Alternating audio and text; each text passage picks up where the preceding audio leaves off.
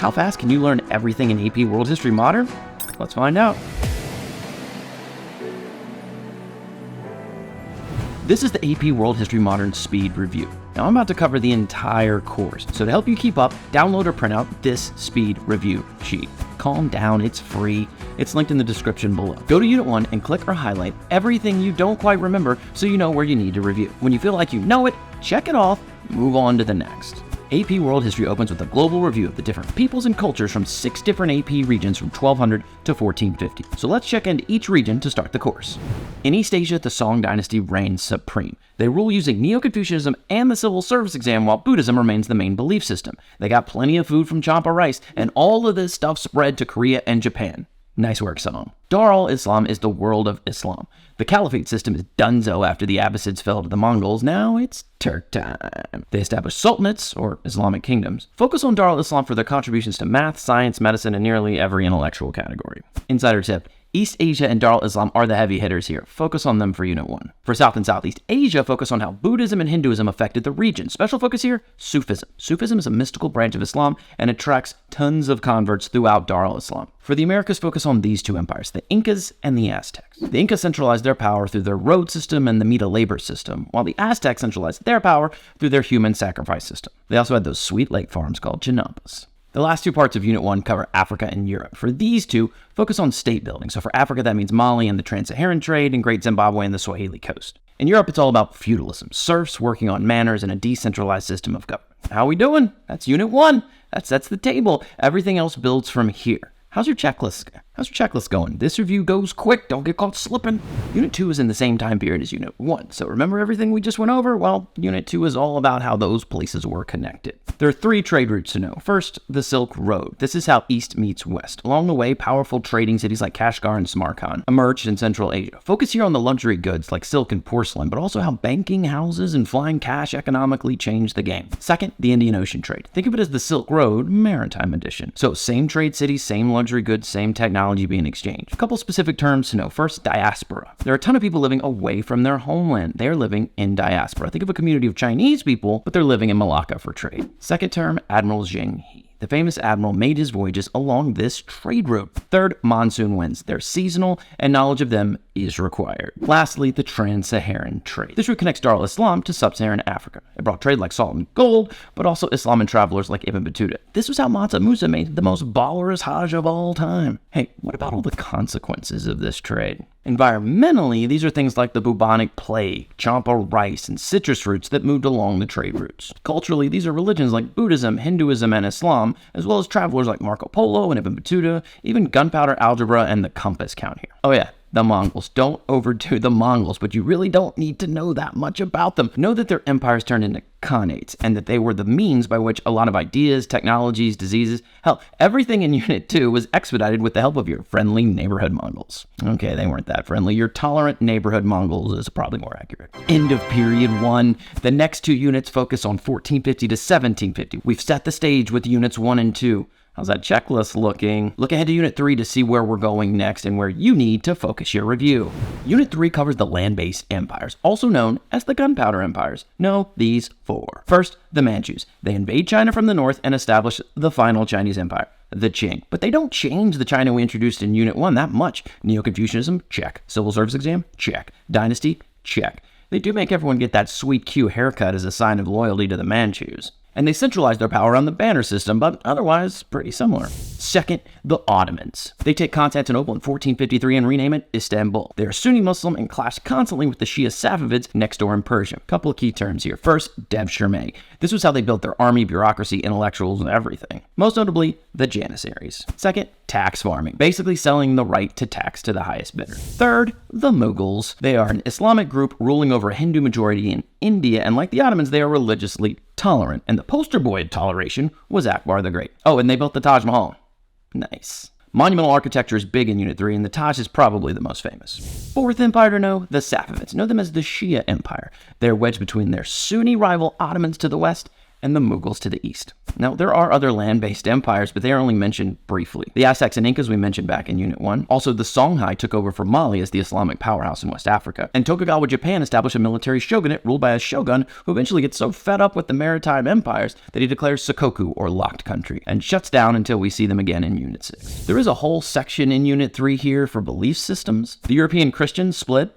Again, this time it was the Protestant Reformation. This is the whole Martin Luther church door hammer time action thing around the year 1500. Plus, there is a brand new religion, Sikhism. This was based on the teachings of Guru Nanak in the Mughal Empire and took teachings from both Hinduism and Islam. Let's stay in this period, 1450 to 1750, but move to Unit 4. Check your checklist and put on your boat shoes. It's maritime. First up, know some of the technology that allows these European empires to cross these oceans and set up these empires. Portuguese and Spanish caravels, Dutch flauts, Islamic astrolabes and Chinese compasses, Latin sails, knowledge of the winds. Without these advancements, those Europeans would still be sitting in Europe right now. Let's break it down by empire like we did in Unit 3. Remember, by the way, these are also gunpowder empires, just with more boats. First, the Portuguese. No, literally, they are the first. Prince Henry sought a route around Africa and also a means of spreading Christianity. He thought he was on another crusade. He built a school to teach the navigators how to navigate. From there, the Portuguese made it to Brazil and eventually in 1498 to India. In the process, they took control of the Spice Islands and started the transatlantic slave trade, transforming trade all over the place. Second maritime empire, the Spanish. Focus on the Spanish Empire in the Americas. They set up viceroyalties, literally areas ruled by a vice king or viceroy. They defeated the Aztecs and the Incas we mentioned in Unit 1. They also set up a kind of new world feudalism system called the encomienda system and started extracting cash crops like sugar and coffee, as well as mining silver in places like Potosi. Last bit on Spain, Catholicism. They spread their belief system in the New World with the help of priests like Bartolomé de las Casas and the arrival of Our Lady of Guadalupe in 1531. Key term to know here, trading post-empire. Besides the Americas, these empires weren't taking over huge chunks of land yet. Instead, they established small trading posts to move goods in and out of these places. Another key term here, joint stock companies. These were government-sponsored monopolies, but anyone could invest, so it spread the wealth, but more importantly, it spread the risk. The big two in this period are the British East India Trading Company, they came to dominate South Asia or India, while the Dutch VOC took over modern-day Indonesia. The VOC is still the most successful company ever, mainly by controlling the spice trade and using that to dominate the Indian Ocean trade. Next, the Columbian Exchange, maybe the most important thing ever. All of these plants and animals and diseases crossing the ocean for the first time, that's the Columbian Exchange. They almost always ask a question about the Columbian Exchange on the exam. Indigenous peoples put up a fight. There were revolts of the enslaved, like Queen Nani in Jamaica, or against European arrivals in Africa, like Ananazinga in Angola. Some resistance came from local groups, like Hindu Marathas, who countered the spread of the Mughals in India, or the Cossacks in Russia, who challenged the expansion of the Russian Empire. Tokugawa Ieyasu challenged the arrival of the West by shutting down the whole shogunate to foreigners. Finally, the last thing to know for Unit 4 is how all of this affected social systems. The Casta system attempted to build a hierarchy where Africans, Americans, and Europeans were living together in the New World. But also systems like the Banner system in China or the millets in the Ottoman Empire, not to mention how the slave trade caused social changes in Africa and the Americas. Do not skip over the impact of coerced labor like chattel slavery or encomienda system in Unit 4. That's it for Unit 4. Let's move on to the next period, 1750 to present. This one is where everything changes. Hoping you got more stuff checked off than not checked off. If not, that's fine. That's why we're reviewing. Unit 5 is all about revolutions, specifically the political revolutions and the industrial revolution. The political revolutions all have their roots in the Enlightenment. Philosophers started to look at your natural rights using reason, and when people took action to guarantee those natural rights, that's where these revolutions come from. Americans hated taxation without representation. French people hated their absolute monarch, Louis XVI. Haitians led a slave revolt against the French. And in Latin America, Bolivar led multiple revolutions against the Spanish. One word to focus on here, nationalism. This is the idea that a nation, a group of people with shared beliefs, should run the state or the government. And if they don't, look out. They're going to fight for that right. The other revolution, the Industrial Revolution, is my one seed for most important thing of all time. It all starts in Great Britain due to the right mix of access to resources, capital, and urban areas. But after about 50 years, it spreads to the United States and Europe. The basic concept is the factory system. Workers come to a factory where they mass produce things for sale. James Watt improved this with his steam engine that made a movable power source that could power anything, machines, boats, trains, you name it. Do not get bogged down in all the technological innovations here. If you know steam engine and the internal combustion engines, which both burn fossil fuels for power, and also railroads and the telegraph, you should be fine. This all leads to a decline in production in Asia as European factories were a growing competitor on the global market. Some governments decided they needed to implement this on their own. The most successful? The Meiji Restoration. Some governments decided they needed to implement this on their own. The most successful? The Meiji Restoration, and it put Japan on the road to a global powerhouse. Others, like the self-strengthening movement in Qing, China, couldn't keep up with the West or Japan. Some places like Egypt, led by Muhammad Ali, capitalized on global demands for cotton. They nationalized their cotton industry and restructured their economy to benefit Egypt. On a macro level, the Industrial Revolution grew alongside the works of Adam Smith and the ideas of capitalism. The restrictions of mercantilism were gone, and laissez-faire policies were all the rage. Think of it as democracy for economics. This gave rise to new transnational businesses like Unilever or HSBC. Socially, this shakes up everything. Women push for equality, a new working class emerges, and their plight is championed by Karl Marx, who envisioned a world where the worker rose up and seized the means of production. Unit 5 is so important that Unit 6 is literally just the effects of industrialization. And that may have you thinking about factories and businesses, but you should really focus on imperialism. Basically, these new industrial powerhouses are about to turn those old trading posts into massive empires. Unit 6 begins with the excuses the West and Japan will give for massively expanding their empires. They're based on racist policies or religious civilizing missions, ideas like social Darwinism. These are the excuses. The real reasons are almost completely economic. Access to raw materials and markets to sell stuff. The big empires to focus on here are the Americans, the British, the Japanese, the Russians, and the French. Be familiar with where these empires are and how they were expanding. One key term for this unit, settler colonies. Look at Britain, tiny. Look at Australia, it's a frickin' continent. Britain sends a small amount of people to settle there. If they can forcibly remove the natives, they will. If not, they will try to replace the indigenous culture with a British one. Imperialism is happening worldwide, so let's focus on these big three topics. First, the Berlin Conference in Africa determined the future of Africa for centuries. Next, the Sepoy Mutiny in India and the switch from the private East India Company to the government rule of the British Raj. Finally, the Century of Humiliation in China, Opium Wars, Taiping Rebellions, Sino-Japanese Wars, Boxer Rebellions. Unit 6 is not China's favorite. And it's not all empire. Some places like the United States and Latin America with the banana republics, or the British and French in China during the Opium Wars would economically dominate an area using their industrial economic advantages without physically taking over. Export economies began to focus on cotton, rubber, palm oil, and guano. These are the raw materials these empires are craving in Unit 6. Like Unit 4, not everyone welcomed these new empires. Focus on these three: the Sepoy Mutiny in India, Tupac Amaru in Peru, and the Xhosa cattle killing movement in South Africa. All three attempted to fight against these powerful empires, and they all failed. The Industrial West and Japan are all nearly undefeated in Unit 6. Finally, migrations. This is a huge consequence of industrialization. Cities are growing, tons of jobs to be had, plus new technology makes global travel feasible for more people. Therefore, people leave their homes and move to cities like London, New York, or Buenos Aires in Argentina. Some people were pushed to migrate, like the Irish during the potato famine, or the Chinese during the Century of Humiliation. Others were pulled by job opportunities to major cities or building railroads. You've heard of diaspora, but get ready for enclaves. Migrants began setting up full-scale enclaves like Little Italy in New York City or Chinatown in like every major city on the planet. Were these migrants liked when they arrived? No. And they were often met with restrictions like the Chinese Exclusion Act in the United States or the White Australia policy. Okay, that's Unit 6. We've reached the year 1900, the last period 1900 to present. Keep checking that sheet. Afterwards, you're going to have an amazing study guide. Warning, do not overdo Unit 7.